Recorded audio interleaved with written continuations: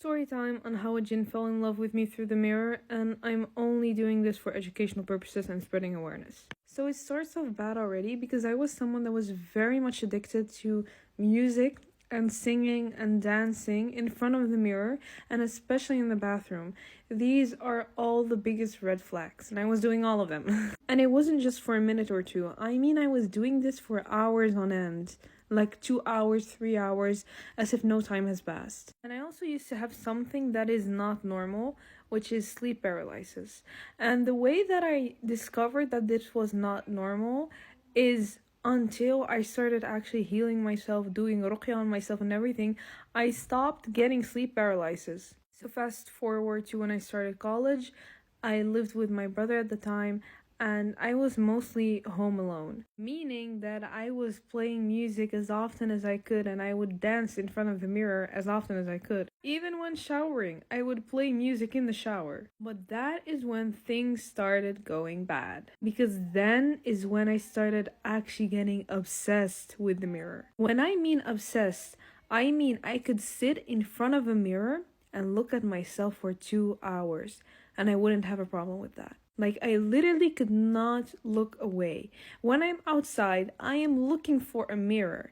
When I'm at other people's homes, I will look for an excuse to go to the bathroom and look at myself in the mirror. If I am not looking at myself in the mirror or on my phone, I will actually go crazy. Like, to the point that people around me even noticed it and kept wondering, like, are you okay? Because every 5 minutes, I would check myself on the phone, or I would get up and go to the bathroom and look at myself in the mirror. For some people, this could look like I'm just insecure of myself, but no, I knew that I was an attractive girl. I knew I was pretty. I was just obsessed with the mirror. Then it started getting worse to whenever weddings were coming up, everything would go bad that day. When I mean everything, I mean my makeup, I mean my hair, I mean, I would look so ugly, and I would have this immense amount of sadness when it was a wedding day of someone. I didn't understand it because I was happy for the person that was going to marry, but something inside me was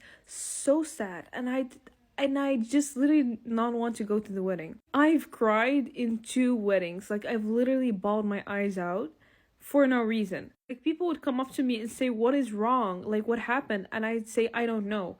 And I just cry, and I'd look ugly, and I wouldn't feel good in my skin. I don't know, I had something against weddings when this never happened before. When I tell you, my sleeping paralysis went crazy at this time. I used to get it like every 2-3 days, and I would always wake up at 2:02 or 3:03 or 5:05. It was, or 4:04. It was like angel numbers, but it was always like the same number. So someone close of mine obviously has experience with this, and she told me, "You have Jin Al Aashiq." And I was like, "What is that?" And basically, Jin Al Aashiq is a jinn that can fall in love with you and that can literally marry you. And if it's latched itself on you, it can literally prevent you from marrying someone. Like, it could literally distort your features to other people, and it could sabotage your relationships. Like, I know girls that had this jinn, and they'd be talking with someone in the intention of marrying them, and everything would go well until one day, with no reason, like, inexplainably, the man just flips and says, "Actually, I don't want this," or "Actually, I don't see anything between us." And they just disappear, like ghost them. I actually know one girl that told me that her fiance told her that jinn of hers, like the Aashiq, literally came to him in a dream and attacked him, telling him, "She's mine, leave her alone." I know this sounds crazy, but unfortunately it is very much real. And this all starts from you singing in the bathroom, from you looking way too much at yourself in the mirror.